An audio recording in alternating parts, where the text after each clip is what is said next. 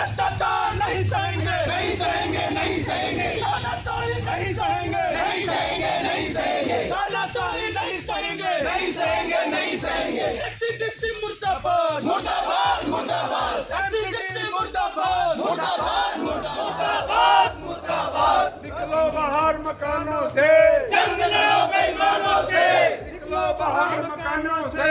जंग लड़ो। कोई कच्चा रिटायरमेंट नहीं होगा और समय पे वो पक्का होगा, रेगुलर होगा, उसके बच्चे भी अच्छी एजुकेशन लेंगे।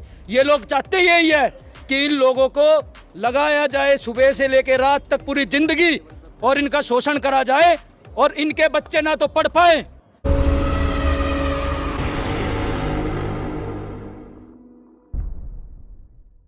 नमस्कार, मैं काव्या बोध और आप देखना शुरू कर चुके हैं नागवंशी टीवी। इस वक्त मैं नजफगढ़ हूँ और यहाँ पर एमसीडी कार्यालय के अंदर हूँ और यहाँ पर आज जो एमसीडी कार्यालय में जो लोग काम करते थे उनको हटा दिया गया है।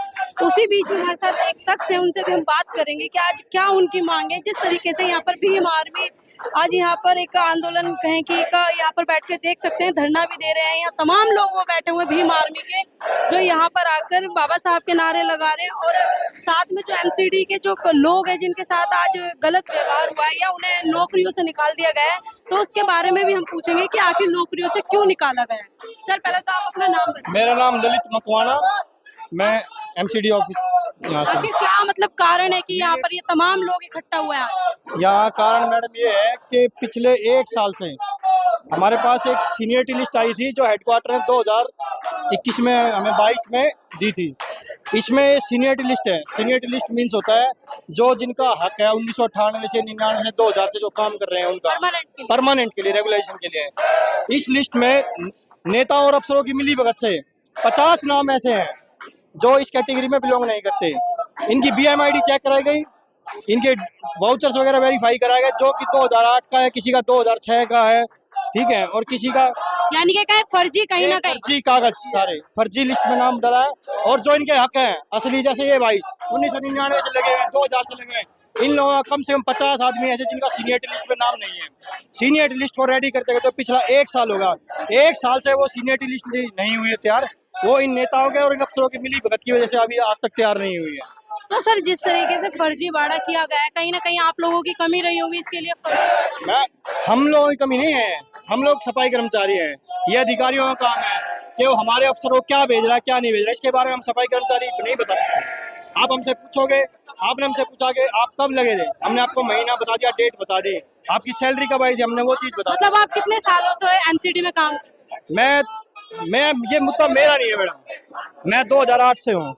ये मुद्दा उन लोगों का है जो इसके हकदार है 1999 से 2000 से, जिन्हें 25, 26 साल हो गए, उनका हक काट करके इसमें इस लिस्ट में फ्रॉड आदमियों को डाला गया। जो सन 2000 के बाद लोग लगे उनके नाम इसके अंदर डाले गए हैं, जो उनसे पहले के उनके नाम हटा दिए गए हैं। 50 ऐसे आदमी हैं जिनकी डिटेल हमारे पास है, वेरीफाई हो चुके हैं अकाउंट से, IT डिपार्टमेंट से वेरीफाई करा चुके कि ये लोग फ्रॉड है।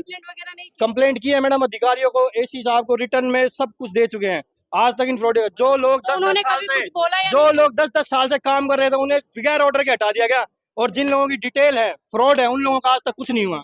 नहीं, आप लोगों ने जो यहाँ पर क्या कहते हैं कंप्लेंट दी, उसके बाद कुछ तो कहा होगा? कुछ नहीं, आज वो कंप्लेंट रजिस्टर के पास सड़ रही है, पीछे अलमारियों में पड़ी सड़ रही है कंप्लेंट्स।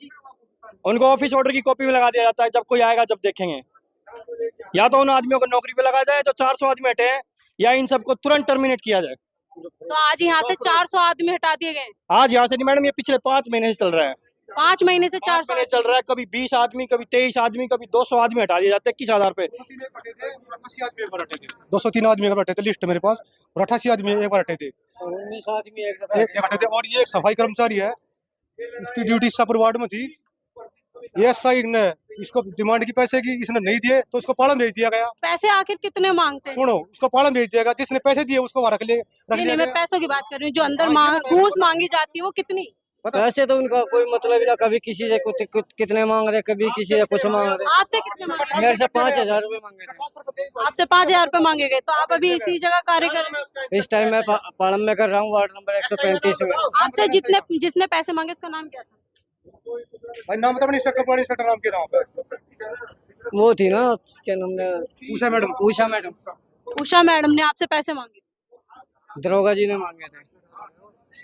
तो अब आपकी क्या मतलब मुख्य मांगे हैं जिसके लिए आप लोग यहाँ इस पर? कर्मचारी की बदली करी थी, मेरी नहीं की, इसकी की गई थी बदली। बता बड़ी मत समझ सकता। 19 आदमी चेंज किए गए थे हम, जिन्होंने पैसे दे दिए वो तो वहाँ रुक गए, बाकी वहाँ पालम भेज दिया, कोई महिपालपुर भेज दिया गया। तो यहाँ से हटाकर सबको दूर दूर भेज दिया, हाँ जी, पैसे ना देने के बाद। हाँ जी। तो और कुछ मांगे आपकी जो अरे मैडम यही पूरी हो जाए। अब बताओ ये इतनी दूर फेंक दिया, थोड़ी तनख्वाह मिलती इसमें क्या करेगा ये? 203 आदमी एक बार हटाए, 88 आदमी एक बार हटाए। जब इन्होंने हटाने थे तो लगाए किस बेस पर थे? जब इन्होंने कर्मचारी लगाने थे। मेरा एक सवाल है यहाँ पर कि आप लोगों ने यहाँ पर कंप्लेंट भी की, कंप्लेंट करने के बाद उन्होंने कोई आश्वासन दिया या नहीं दिया? अकाउंट डिपार्टमेंट ने सैलरी भी दी है इनको, तब भी हटा दिया। किस बेस पर हटा दिए गए आदमी? एक कर्मचारी ने 8 साल सैलरी ली डिपार्टमेंट से, उसको हटा दिया गया। और जैसे भी आप लोगों ने यूनियन जो आपका यहाँ पर नेता बनता है, नेता कहाँ है? जो अभी आप नेता यहाँ पे हर नेता को यहाँ चाहिए पैसा, यहाँ चाहिए नेता को पैसा चाहिए। अब ये 5,000 रुपये दे देता तो ये रुक जाता, नहीं तो ये पालन फेंक दिया गया इसको। अब बताओ इसकी गलती क्या है आदमी की? बात ये है मैडम कि इस जोन में भ्रष्ट नेताओं का बोलबाला है, अफसर उनसे मिले हुए हैं और उनके कहे सुने पर ही काम करते हैं। यानी कि अगर आप पैसे दे देंगे तो आपकी सारी मांगे मान। अफसर पैसा नहीं देता, यूनियन के नेता जो माध्यम बने हुए हैं वो लेता है। तो जो यूनियन के नेता उनके नाम क्या है? महावीर डिका, विक्रम डिका, कुछ लोग ऐसे हो रहे हैं जिनके मैं नाम लूंगा अभी, जिन्होंने के नाम इसमें फ्रॉड लिस्ट में नाम बताए जैसे इसमें विक्रम वेद प्रकाश, ठीक है, और ये ठीक है, कुछ लेडीज हैं, प्रीति अनिता, ये जितने हाईलाइट है नाम मैडम सारे मेरे पास, ये सब फ्रॉड लिस्ट में है, इनका नाम कहीं नहीं है। ये देखिए आप, इनकी फर्स्ट डेट ऑफ ज्वाइनिंग है 2006, यहाँ पे इनकी फर्स्ट डेट दे रखी है 1/2/99, जो 2000 से पहले की पहले जबकि सबके सीनियरिटी लिस्ट में नाम, ताकि वो फ्रॉड तरीके से पक्के हो जाए। और जो असली हकदार है वो से वंचित है, उनकी सीनियरिटी लिस्ट में नाम लिस्ट सबसे वार्डों से मंगा ली गई। पिछले 1 साल से एसी साहब की टेबल पे पड़ी है, वो पिछले 1 साल से फाइलें नहीं हो रही सीजी की। पिछले 1 साल से जो कंपनसेशन ग्राउंड पर लगते हैं करुणामूलक आधार पर, जो सफाई कर्मचारी लगता है, आज उसका पक्के होने का नंबर 20 साल बाद 15 साल बाद आ रहा है, तो एसी साहब साइन नहीं कर रहे उन फाइलों पे। किस वजह से फाइल साइन नहीं कर रहे? कितना पैसा चाहिए, कितना पैसा चाहिए, पूछे उनसे कोई? बात सिर्फ इतनी है कि अंदर के जो नेता बैठे हैं वो सिर्फ और सिर्फ पैसे लेकर के यहाँ पर जो एमसीडी में काम करते हैं लोग, उनको काम करने की अनुमति देते हैं। अगर उन पे पैसे नहीं है तो उनको आगे दूर दूर कहीं ना कहीं ट्रांसफर कर दिया जाता है। उसी बीच में हमारे साथ भीम आर्मी के भी कुछ लोग हैं, उनसे भी हम चलकर बात करेंगे आखिर वो यहाँ पर धरना दे रहे हैं तो उन लोगों की मांगे मानी जाएंगी या नहीं। जब तक हमारी मांगे भी पूरी नहीं होगी, क्योंकि आज तक इस देश में हमें मांगने से कुछ नहीं मिला। ऐसे ऐसे तानाशाही जो अधिकारी बैठे हैं जोनों के अंदर और भारत देश के अंदर, इनके हलक में हाथ डाल के अपना अधिकार छीनना पड़ेगा। इसीलिए अपनी आवाज निकाले, और जो नाश्ता ना करके आए पहले नाश्ता कर लो, फिर आवाज निकलेगी। आज आप लोग यहाँ पर आए, क्या मांगे हैं मतलब आप लोगों की? जो नालायक अधिकारी है उन तक आवाज पहुंचानी है कि सफाई कर्मचारी वर्ग को इतना तंग ना करे, उनका इतना शोषण ना करे कि वे आत्महत्या करने पे मजबूर हो जाए। नजफगढ़ जोन और पूरी दिल्ली की एमसीडी जो सफाई कर्मचारी वर्ग का इतना शोषण कर रही है, मैं ये पूछना चाहूँगा, एक आदमी अपनी पूरी जिंदगी 60 साल दे देता है, वो रेगुलर नहीं होता। वो रेगुलर होता, उसके बच्चे ये देख रहे होते हैं कि हमारे पिताजी आज रिटायरमेंट होगा, हमें कुछ मिलेगा। लेकिन इन नालायक लोगों की वजह से और कुछ जैचन जो समाज में भी है, जो उनकी वजह से शरीफ आदमी जो सुबह निकलता है अपने घर से, सफाई करता है रोड पे, पूरा दिन उनको सफाई होता है, लेकिन वो आखिरी टाइम में भी सिर्फ कच्चा रिटायरमेंट होता है। ये भीम आर्मी ये आवाज़ उठा रही है कि अब कोई कच्चा रिटायरमेंट नहीं होगा और समय पे वो पक्का होगा, रेगुलर होगा, उसके बच्चे भी अच्छी एजुकेशन लेंगे। ये लोग चाहते यही है कि इन लोगों को लगाया जाए सुबह से लेकर रात तक पूरी जिंदगी, और इनका शोषण करा जाए, और इनके बच्चे ना तो पढ़ पाए ना स्कूल जा पाए। लेकिन इनको ये चेतावनी है भीम आर्मी की तरफ से, अब हमारे लोगों का शोषण भीम आर्मी, आजाद समाज पार्टी और ये दीना बाना फेडरेशन नहीं होने देगी। क्या और क्या प्रमुख मांगे हैं? देखिए, प्रमुख मांगे यही है, 1998 से लेके जो 2000 तक के हैं, आज तक तो ये पक्के नहीं हो लिए, उनकी फाइलें एससीडीसी के ऑफिस में खाक छान रही है। मैं ये जानना चाहूँगा मीडिया के माध्यम से, क्या एससीडीसी को क्या चाहिए? जो वे फाइलें आगे पहुंचेगी। अरे कुछ चाहिए तो बता दो, हम देने के लिए तैयार है। समाज मजबूत आज सफाई कर्मचारी वर्ग आज इतना कमजोर नहीं है कि वो अपने समाज के लिए पैसा न खर्च कर सके। ये नालायक अधिकारी बताए कि इनको कितना पैसा चाहिए फाइल आगे भेजने के लिए, जो हमारे मजदूर वर्ग सही टाइम पे रेगुलर हो जाए और पक्का हो जाए।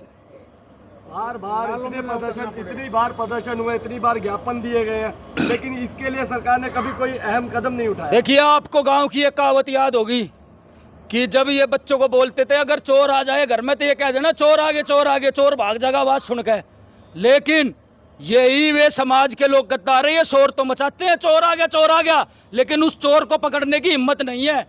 मैं ये कह देना चाहता हूं कि भीम आर्मी अब उन चोरों को भी पकड़ेगी और अपने समाज के सामने उन्होंने जो नकाब लगाया हुआ है वो नकाब भी उतारेगी कि आपका शोषण करने वाले ये अधिकारी नहीं है, हमारे ही बीच में से लिकड़े हुए वे जयचंद वे गद्दार है जो हमारे समाज को बरगला रहे आज तक।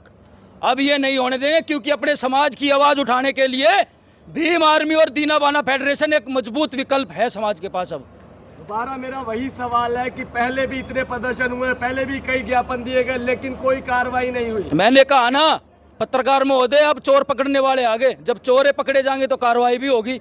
हम तो अधिकारियों को कुर्सी से ठालेंगे। अब भाई ये काम करो हमारे सफाई कर्मचारी वर्ग का, जो 20-20 साल हो गए पक्के नहीं है, रेगुलर नहीं होए, कौन है उनका शोषण करने का जिम्मेदारी अधिकारी है। आज इनके कान भी खोल लेंगे और अपनी मांगे भी मंगवाओगे। चलिए तो क्या है, यहाँ पर ताला लगा के जाओगे क्या है, अगर नहीं सुनेंगे तो? देखिए जी, आज तो ज्ञापन देने आए हम। अगर हमारी मांगे नहीं मांगेंगे 24 घंटे 48 घंटे के अंदर तो ताला भी लगेगा बाहर, जो एससी अंदर बैठा रहेगा। और एक सुनो, मैं बताऊं आपको, जो एससी साहब का ताला पहले भी लुका चुके हम इसी जोन का, फिर लगा देंगे, फिर सारे अधिकारी को बंद कर देंगे अंदर, फिर हम देखेंगे जाएंगे कहाँ से घर अपने। कितने कर्मचारी को यहाँ से निकाला गया, सस्पेंड किया गया है? देखिए, कम से कम जो हजार लोग ऐसे हैं जो बिना बताए निकाल दिए गए। अच्छा, मजे की बात ये देखिए, मैं बताऊं आपको, आपका सवाल बड़ा अच्छा था। हमारे कर्मचारी वर्ग ने पैसे ब्याज पे लेके इन अधिकारी को दे दिए, भाई हमें नौकरी लगाओ, ठीक है, घूस दिया, नौकरी इन्होंने लगा दी, 1-2 साल सैलरी भी ले ली, लेकिन क्या 10 साल सैलरी भी लेने के बाद अब एक ऑर्डर पास होता है कि ये फ्रॉड है, आप इनको निकालो। मैं ये कहना चाहूँगा कि सफाई कर्मचारी सॉफ्ट टारगेट है, जो भी आएगा उनको निकाल देगा। उन अधिकारियों के ऊपर गाज कब गिरेगी जिन्होंने घूस ली, वे आज भी कुर्सियों पे बैठे हैं, उनको निकालो ना बाहर से। हमारे मजदूर वर्ग को क्यों निकाल रहे हो? जो कर्मचारी रखे गए थे ठेके पे थे, परमानेंट थे, वे लोग डेली वेजेस पर था, एक जैसे डेली वेजेस लगते हैं जो वहाँ थे, लेकिन ये है जो 90 डेज होते हैं तो पक्के भी होते हैं। वे यहाँ तो 20-20 साल हो गए नौकरी करते करते, आज तक पक्के भी ना हुई। जो कर्मचारी रखे गए तो उनको तनख्वाह कितना मिलता था? तनख्वाह उनको जो 12, 15, 16 हज़ार रुपये मिलती थी वही था उनका। लेकिन क्या हुआ कि कर्मचारियों पे तो गाज गिर गई, लेकिन इन भ्रष्ट अधिकारियों पे गाज नहीं गिरी। ये है सवाल हमारा। हमारे कर्मचारियों को बहाल करे, हमारे कर्मचारियों को बहाल करे, और जो भ्रष्ट अधिकारी है उनको नौकरी से निकाले। तो क्या ये आपके से मिलने, आपको मिलने का मौका दिया है उन्होंने? देखो जी, वे तो अपनी कुर्सी छोड़ कर आएंगे यहाँ, हम यहीं बैठ जाएंगे। फिर अगर वे नहीं आएंगे तो हम यहीं बैठ जाएंगे। कहाँ जाएंगे वे? हम भी यहीं हैं, वे भी यहीं हैं, आना पड़ेगा उनको। आप भूखे रहोगे यहाँ पे? भीम आर्मी के लोग आज तक अपना सब कुछ त्याग कर भूखे प्यासे रह के संघर्ष कर रहे हैं, आगे भी करेंगे, आज भी करेंगे। इस वक्त हमारे साथ वीर सिंह जी भी हैं, इनसे भी हम पूछेंगे कि जो एमसीडी कार्यालय में आज आए हैं, इनकी जो ये धरना दे रहे हैं, तो इससे क्या लगता है कि इनकी मांगे मानी जाएंगी?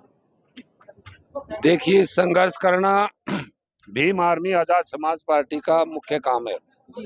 हर जुल्म और अत्याचार के खिलाफ आवाज उठाना ये भीम आर्मी आजाद समाज पार्टी का मुख्य काम है। अन्याय किसी के साथ ना हो भारत में। हम न्याय प्रिय लोग हैं, संविधान को मानने वाले लोग हैं, लेकिन जहां जहां ये ऐसे भ्रष्ट अधिकारी बैठे हैं जो तनख्वाह तो लेते हैं संविधान से और काम करते हैं उल्टा। संविधान की शपथ के बगैर एक अधिकारी बता दो जो सीट पे बैठा है, इन्होंने सबने संविधान की शपथ ली थी कि हम ईमानदारी से काम करेंगे अपना। ऐसे ही सरकार, ऐसे इनके अधिकारी। और जब से हमारे प्रधानमंत्री ने ये कहा था कि मेरे दलित भाइयों को मत मारो, मुझे गोली मार दो। उसके बाद तो ज्यादा पिट रहे हैं दलित। उसके बाद तो बाढ़ आ गई पूरे भारत में।